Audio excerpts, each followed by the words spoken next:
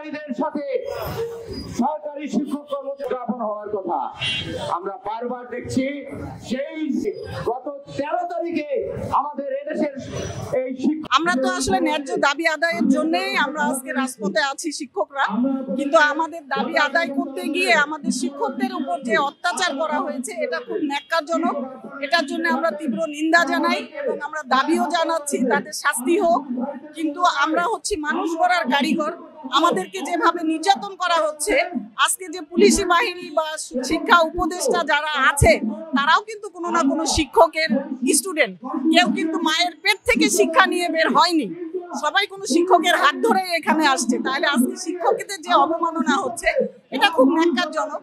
একজন শিক্ষককে হাতে হাত করা পড়ায় যেভাবে টেনে হিসেবে নিয়ে যাওয়া এটা খুব দুঃখজনক, এটা জাতির জন্য লজ্জাকর, কারণ এটা কিন্তু মেনে নেওয়া যায় না। আমরা কোনো অযৌক্তিক দাবি নিয়ে আজকে রাস্তায় দাঁড়াইনি। চলমান যে সমস্যা চলছে শিক্ষকদের বিষয়ে, সে সমস্যা সংকট নিরসনের জন্য আমরা সকল শিক্ষকবৃন্দ রাস্তায় নেমেছি। আমরা চাই না এই রাস্তায় আমাদের আর থাকতে হোক এবং আমরা শিক্ষা প্রতিষ্ঠানে আমরা ক্লাসরুমে ফিরে যেতে চাই। আমরা একদিনও দেরি করতে চাই না এবং আমাদের শিক্ষার্থীদের একটা দিনও আমরা ক্লাস নষ্ট করতে চাই না। এটা যেন বাস্তবায়ন হয়, এটাই এই দাবি নিয়ে আমরা সকলে একত্রিত হয়েছি। আমরা ঐক্যবদ্ধ হয়েছি দল মত নির্বিশেষে। কেউ কেউ দলকে প্রাধান্য দিচ্ছে, কেউ তার ব্যক্তিগত মতকে প্রাধান্য দিচ্ছে। আমরা দল মত সবকিছুর ঊর্ধ্বে আমরা চাই আমাদের দাবি আদায় হোক।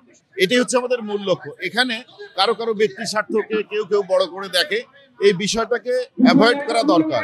আমাদের ভিতরে যে দুর্বলতা নেই তা নয়, বলা বাহুল্য কিছু দুর্বলতা থাকে, এটা ব্যক্তিক মত পার্থক্য থাকতেই পারে, কিন্তু আমরা সবাই শিক্ষক। আমরা চাই শিক্ষকদের সাফল্য, তাদের দাবি দেওয়া পূরণ হোক, এটাই আমাদের মূল কথা। ন্যায্য দাবি যেটা আমাদের 3 দফা দাবি, এই 3 দফা বাস্তবায়নের জন্য আমরা যথাসাধ্য চেষ্টা করতেছি।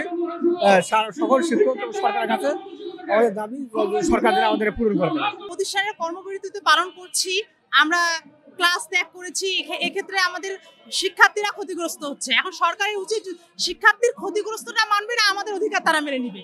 আমাদের শিক্ষকদের উপর হামলা হয়েছে, যারা আজকে দেশের জাতির কারিগর, তাদের কেন রক্ত ঝরবে? কেন তারা রক্ত ঝরবে? তাদের যদি রক্ত, তারাও তো আমাদের সহকর্মী, তাদের রক্ত ঝরছে দেখে আজকে আমরা আমাদের সমাজ কল্যাণ বিদ্যাপীঠি বালিকা বিদ্যালয় মহাবিদ্যালয় থেকে সমগ্র শিক্ষক সহ আমাদের প্রিন্সিপাল সহ আজকে দাবিতে এসেছে। আমাদের 3 দফা দাবি মেনে নিতেই হবে, যদি না হয় কঠোর কর্মসূচিতে আমরা যাব।